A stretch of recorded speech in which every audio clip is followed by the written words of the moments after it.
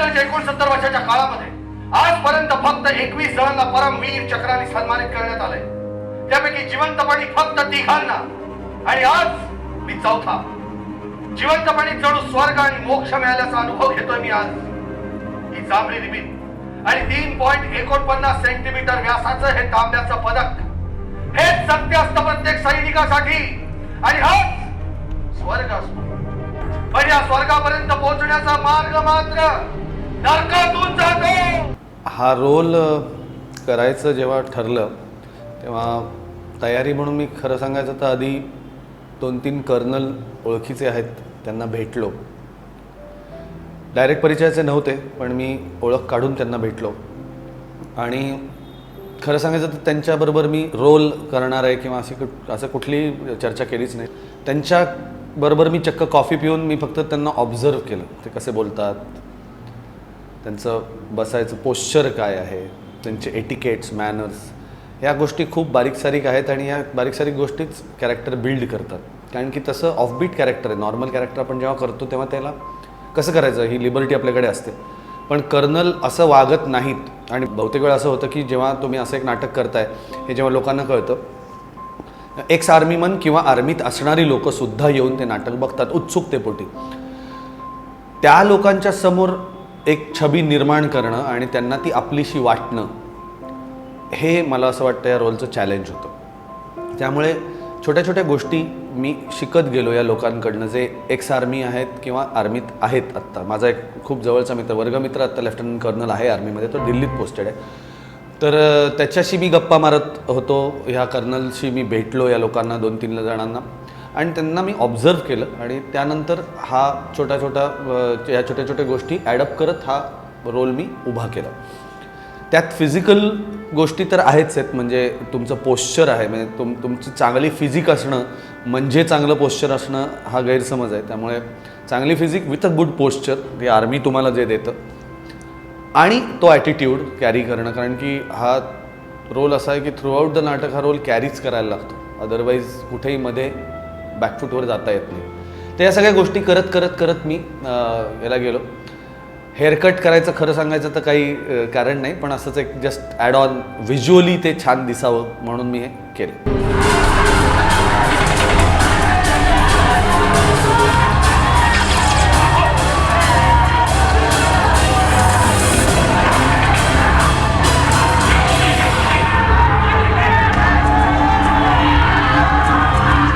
आर्मीबद्दल मला पहिल्यापासूनच आदर वाटत होताच, म्हणजे इनफॅक्ट ही अशी आधीची एक गोष्ट आहे की मला आर्मी जॉईन करायची होती पण मी ती करू शकलो नाही काही कारणाने। पण पहिल्यापासूनच म्युझिक, ॲक्टिंग याच्यामध्ये असल्यामुळे ती फील्ड जरा निग्लेक्टेड राहिली, पण आर्मीबद्दल असणारी एक आत्मीयता, प्राईड या गोष्टी होत्याच मला।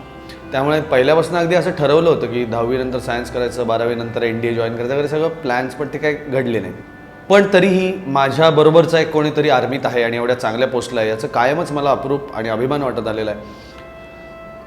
ह्या लोकांकडनं इतक्या गोष्टी मी आर्मीबद्दल ऐकतो आणि त्यामुळे आदर अधिकच वाढत जातो की हे लोक आहेत म्हणूनच खरं तर आपण अत्यंत सुरक्षित आहोत, आपण सुखाची झोप घेऊ शकतो आपापल्या घरी। आसाममधलं नक्षलवाद्यांविरोधातलं ऑपरेशन तुम्ही ज्या सफाईनं आणि ज्या धाडसाने टॅकल केलं होतं ते खरंच दाद देण्याचं होतं। 3 गोळ्या लागल्या होत्या, त्यांच्या दुर्दैवाने वाचलो। त्या गोळ्यांनी चिंध्या झालेला युनिफॉर्मच मेडलय माझ्यासाठी, सांगू नाही ठेवलं यांना।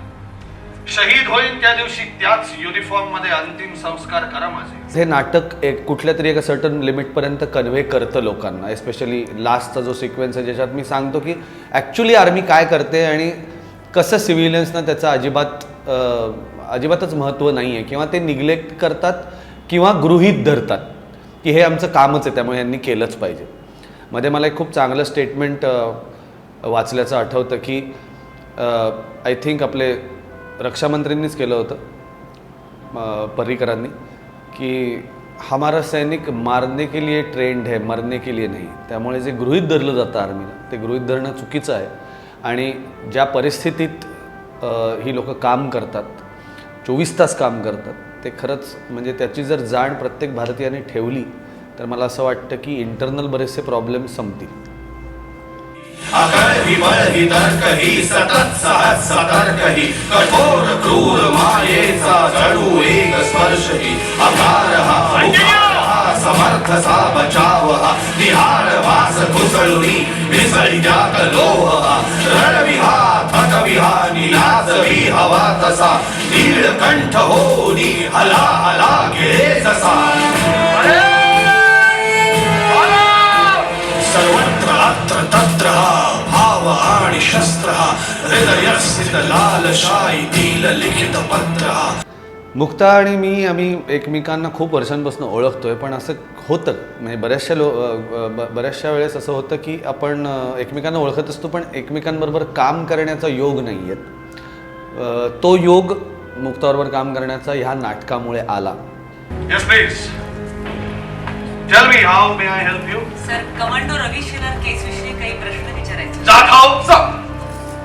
विचारा मॅडम, काय विचारता?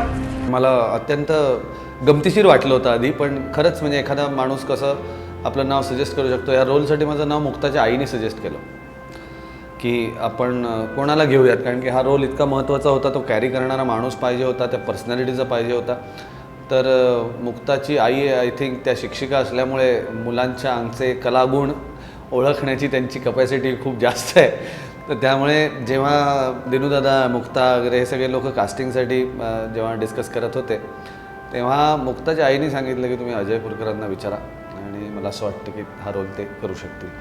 सो कुठूनही कोण कुठलं काम बघतं, कारण त्या माझं काम खूप आधीपासून बघत आलेले आहेत आणि त्या निमित्ताने म्हणजे मी असं म्हणेन की हे क्रेडिट मी मुक्ताच्या आईंना देईन की त्यांच्यामुळे हा योग जुळून आला की मी आणि मुक्ता एकत्र या नाटकात. आणि जवळजवळ काय म्हणूयात त्याला की ह्या दोन कॅरेक्टर्समधला संघर्ष आहे हे नाटक म्हणजे.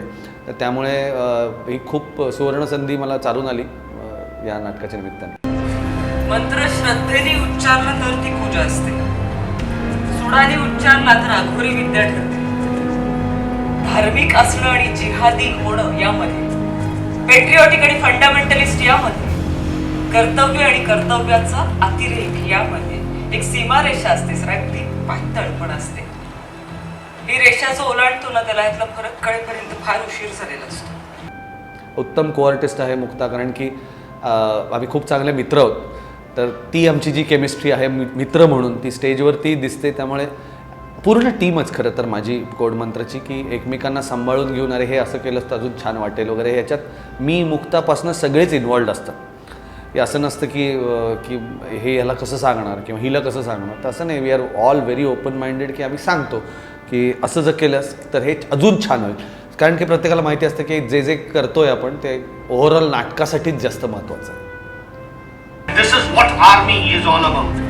भक्तीचे जसे 3 प्रकार असतात तसेच माझ्या देशभक्तीची ही 3 सूत्र आहेत. यंत्र, तंत्र, मंत्र. यंत्र उत्तमातली उत्तम हत्यारं आणि गुप्तहेर यंत्रणा.